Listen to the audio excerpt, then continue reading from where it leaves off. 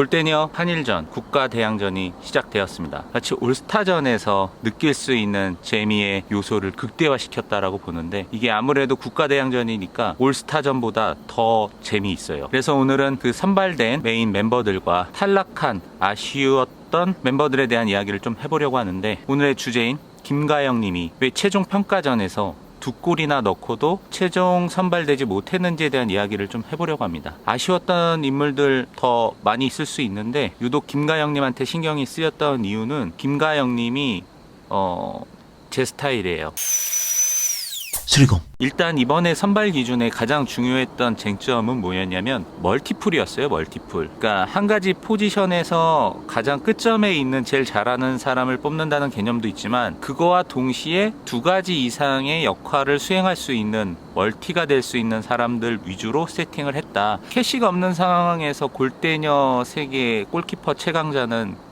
자타가 공인하는 키썸이죠. 이 최종 평가전을 보면은 재밌는 부분이 하나 보이잖아요. 허경이한테 골키퍼를 시킵니다.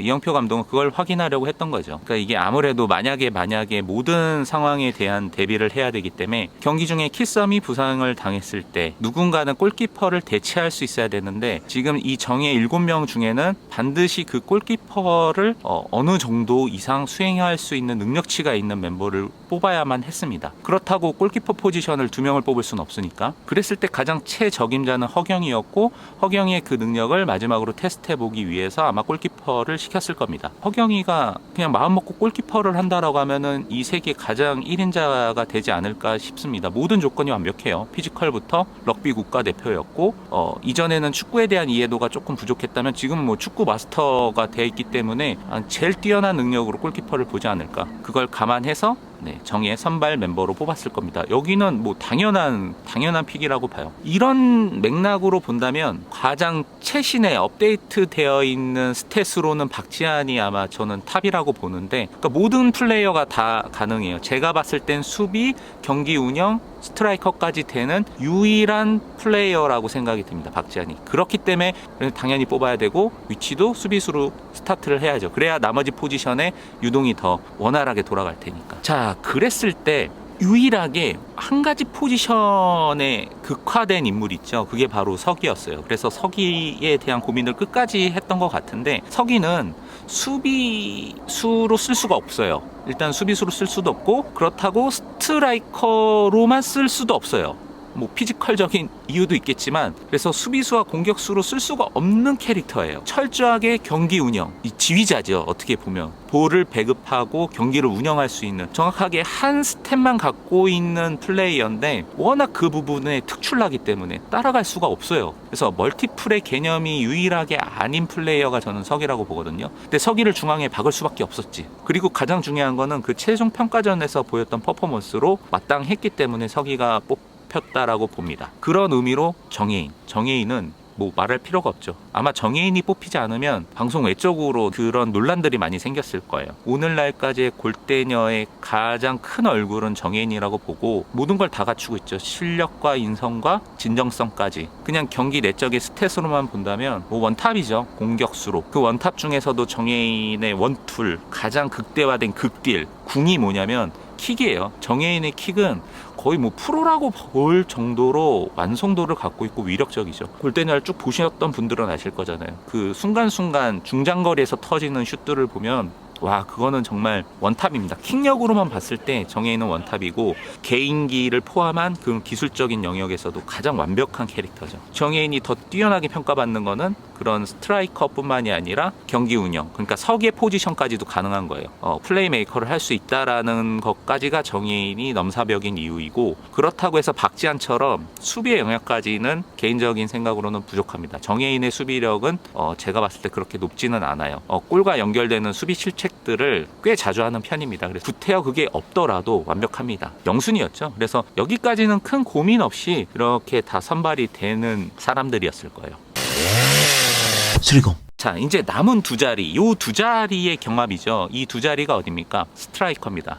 공격수 자리예요. 허경이와 박지한이 수비수인 이유는 이들이 수비가 되기 때문이에요. 수비력으로도 끝점이기 때문에 굳이 공격을 쓰지 않더라도 충분하기 때문에. 근데 반대로 지금의 공격수들은 수비를 볼 수 없는 공격수예요. 공격수에서의 원탑, 플레이메이커까지 해줄 수 있는 영역은 정혜인이 가져갔다라고 한다면 순수 혈통으로 공격수를 뽑아야 되는데 이제 고민이 됐을 거예요. 이영표 감독은 여기서 순수 혈통의 스트라이커 2명을 뽑을 것이냐, 아니면 정혜인처럼 플레이메이커를 할 수 있는, 경기 운영을 할 수 있는 스트라이커를 뽑을 것이냐. 그래서 두 자리 중에 한 자리는 다 필요 없고 공격력 끝점, 그냥 누가 있습니까? 원탑 김보경입니다. 자타공인 김보경이 사실은 공격력의 끝점이죠. 팀의 구성상 탁걸에서는 어쩔 수 없이 수비도 보고 뭐 경기 운영도 하고 이렇게 하지만 김보경은 원툴 플레이어예요. 원툴 플레이어. 전형적인 전통 스트라이커. 어중간하게 경기 운영이나 수비 이런 거 시키지 않아야 되는 사실은 캐릭터긴 하거든요. 그래야 이에 능력이 극대화될 수 있는 그런 캐릭터인데, 그런 측면에서 순수 혈통 스트라이커는 김보경으로 아마 뽑았을 겁니다. 자, 그럼 나머지 한 자리, 이 자리를 놓고 엄청 고민을 했을 거예요. 근데 없어요. 정혜인 같은 공격력을 장착한 플레이메이커가 없어요. 골대녀 세계관에는. 그러니까 플레이메이커의 능력으로만 놓고 보면 정혜인이랑 견줄 만한 어떤 인물들이 있고, 공격력으로만 따지면은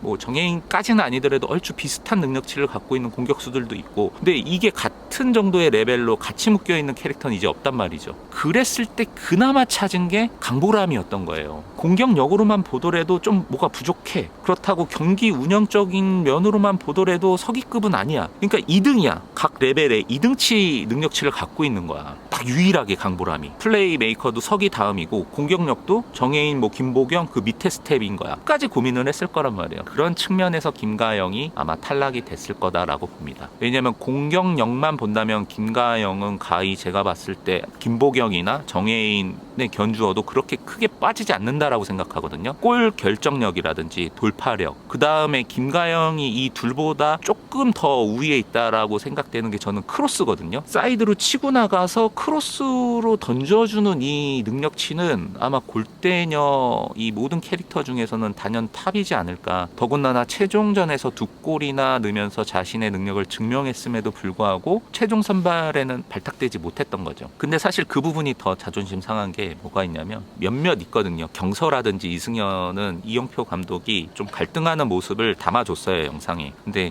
김가영에 대한 부분에서는 그런 갈등의 여지도 그렇게 크게 담기지 않았다라는 부분이 김가영을 응원하는 제 입장에서 조금 아쉬웠던, 그 정도는 아닌데 사실 경서를 고민할 바에는 내가 봤을 때는 김가영을 더 고민을 했어야 되는 게 맞는데, 그 경기 안에서도 그렇고. 경서도 공격과 플레이메이커 두 개를 다 하고 있는 멀티툴 플레이어죠. 근데 최근에 그 경기 안에서의 컨디션만 놓고 봤을 때 강보람한테 밀렸기 때문에 강보람한테 그 자리가 갔다. 이승현과 신우뜸이 탈락한 이유도 똑같습니다. 둘 다 원툴의 끝점이죠. 이승현은 수비력만 놓고 봤을 때는 뭐 박지한, 허경이 보다 더 위에 있음에도 불구하고 수비력만 있으니까 그래서 아마 탈락이 됐을 거고, 심으뜸 역시도 이영표 감독이 바라봤을 때 가장 매력적인 공격력을 갖고 있는 캐릭터거든요. 레어템이기도 하고. 그래서 너무 뽑고 싶었을 거예요. 근데 오직 공격력밖에 없으니까 적어도 플레이어가 3명 정도 이상은 돼야 돼요. 플레이 메이킹을 할 수 있는 사람이. 그게 제가 봤을 때 메인으로 서기가 할 테고, 서기가 잠깐 쉴 때는 정혜인이 그 역할을 할 테고, 정혜인과 서기가 동시에 뭐 누군가가 부상을 당할 수도 있고